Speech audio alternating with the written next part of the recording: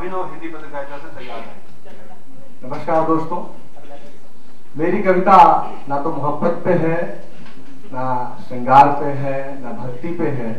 मेरी कविता उस दर्द पे है, उस आह्वान पे है जो एक सैनिक सीमा पर खड़े होकर मृत्यु को चेतावनी दे रहा है, उसका आह्वान कर रहा है कि जब वो लड़ रहा है और लड़ते समय वह घायल अवस्था में है, उस समय मृत्यु उसके पास आ रही है और वो मृत्यु से कह रहा है कि अपना काम, जब मेरा काम पूरा हो जाएगा इस सरहद पे, तब मैं स्वयं आ जाऊंगा।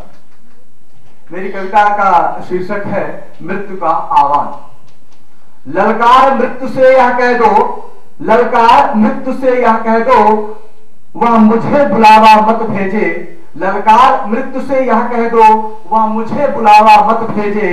कर्तव्य पूर्ण हो जाने पर आह्वान स्वयं मैं कर लूंगा। मर्यादा वेदी पर अपना बलिदान स्वयं मैं कर लूंगा। ललकार मृत्यु से यह कह दो, वह मुझे बुलावा मत भेजे। मेरी श्वासों का अंक गणित, मेरी श्वासों का अंक गणित केवल उसके ही पास नहीं, संभवता मेरी संस्कृति का उसने देखा इतिहास नहीं। उस दिव्य पुंज की ज्वाला का श्रृंगार स्वयं मैं कर लूंगा। ललकार मृत्यु से यह कह दो, ललकार मृत्यु से यह कह दो, वह मुझे बुलावा मत भेजे। कर्तव्य पूर्ण हो जाने पर आह्वान स्वयं मैं कर लूंगा। मर्यादा वेदी पर अपना बलिदान स्वयं मैं कर लूंगा। अब ध्यान दीजिएगा कि कवि सरहद पर है, उसके घर से उसकी कुछ बातचीत हो रही है, वो भी संकेतों के रूप में कि घर से फूलों की गंध समझ, घर से फूलों की गंध समझ क्यों आस पास मंडराती है। मरते रहते नश्वर शरीर आत्मा नहीं मर पाती है। मरते रहते नश्वर शरीर आत्मा नहीं मर पाती है। मैं बीज वृक्ष का दर्शन हूं, मैं बीज वृक्ष का दर्शन हूं। हर बार जन्मता मरता हूं, जीवन संघर्षों में मैं दिन रात जूझता रहता हूं।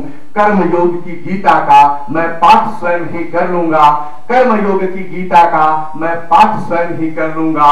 ललकार मृत्यु से यह कह दो, वह मुझे कह दो, वह कर्तव्य पूर्ण हो जाने पर आह्वान स्वयं मैं कर लूंगा। मर्यादा वेदी पर अपना बलिदान स्वयं मैं कर लूंगा। उस दिव्य पुंज की ज्वाला का श्रृंगार स्वयं मैं कर लूंगा। कर्म योग की गीता का मैं पाठ स्वयं ही कर लूंगा। कर्म योग की गीता का मैं पाठ स्वयं ही कर लूंगा। कर्म योग की गीता का मैं पाठ स्वयं ही कर लूंगा।